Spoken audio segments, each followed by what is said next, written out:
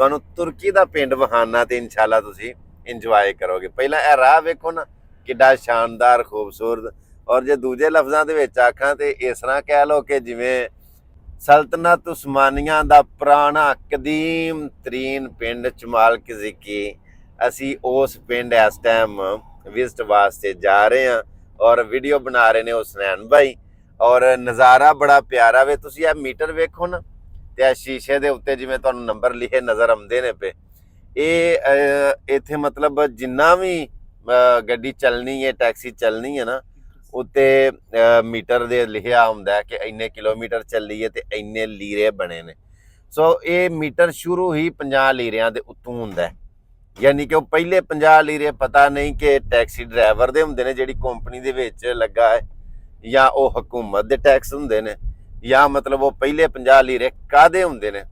ਤੇ 50 ਤੋਂ ਉੱਤੋਂ ਮੀਟਰ ਸ਼ੁਰੂ ਹੋਣਾ, ਫਿਰ ਜਿੰਨੇ ਲੀਰੇ ਬਣਨ ਫਿਰ ਤੁਹਾਡੇ ਕੋਲ ਸਹੂਲਤ ਹੁੰਦੀ ਹੈ ਕਿ ਤੁਸੀਂ ਕਾਰਡ ਦੇ ਜ਼ਰੀਏ ਪੇਮੈਂਟ ਕਰ ਸਕਦੇ ਹੋ, ਆਨਲਾਈਨ ਪੇਮੈਂਟ, ਜਾਂ ਤੁਸੀਂ ਕੈਸ਼ ਵੀ ਦੇ ਸਕਦੇ ਹੋ।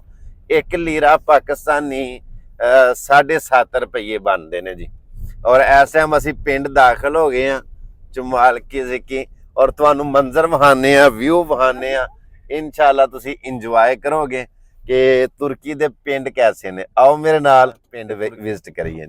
ਆ ਜਾਓ ਤੁਸੀਂ ਬਾਹਰ ਨਿਕਲ ਨਹੀਂ ਉਰਾਂ ਵਿਖਾਓ, ਕਰ ਲਓ ਪੇਮੈਂਟ ਕਲੀਅਰ ਕਰ ਲਓ ਤੁਸੀਂ।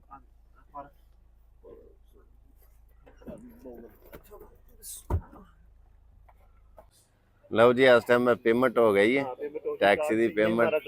ते ए ड्राइवर पाकिस्तान ना की है अपना इस अदर ने रुस्तम रुस्तम।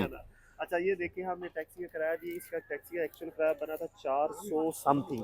50 लीरा पहले उसने नीचे रखे थे, 50 एक्स्ट्रा उसने काटे हैं। ये क्योंकि वो कार्ड इस्तेमाल करते हैं ना, तो इसलिए हमने ये कार्ड अदा किया है। हाँ जी हाँ जी, ये ਜਿਹੜੇ ਐਕਸਪਲੇਨ ਕਰ ਰਹੇ ਨੇ ਇਹਨਾਂ ਦਾ ਨਾਮ ਹੁਸਨੈਨ ਹੈ ਭਾਈ, ਇਹ ਡਿੰਗੇ ਤੋਂ ਨੇ ਤੇ ਇਸ ਟਾਈਮ ਇਹ ਸਾਡੇ ਗਾਈਡਰ ਨੇ ਨਾਲ ਸਾਡੀ ਰਹਿਨਮਾਈ ਕਰ ਰਹੇ ਨੇ।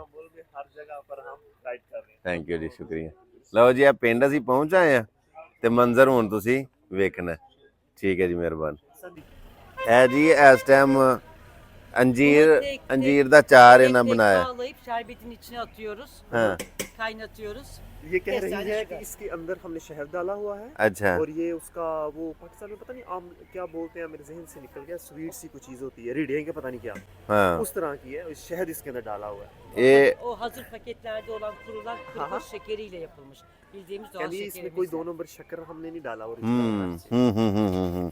ਤੇ ਇਹ ਕਾਹਦਾ ਹੈ? ਇਹ ਵੀ ਹੋਈ Bu böğürtlen reçeli. o ne? Kara tut var ya, böğürtlen reçeli. Kara tut. O bilmiyorum. Ah çok güzeldir. ये शहद है, ekşimsi माखियों böyle. है, ये गाँव की खालस है। ये हाँ। सिस्टर आबला बेच रही है ये सारी चीजें। Hepsini kendi. आज देखिए इनका घर है तो इन्होंने ब्रेकफास्ट भी लगाया हुआ है।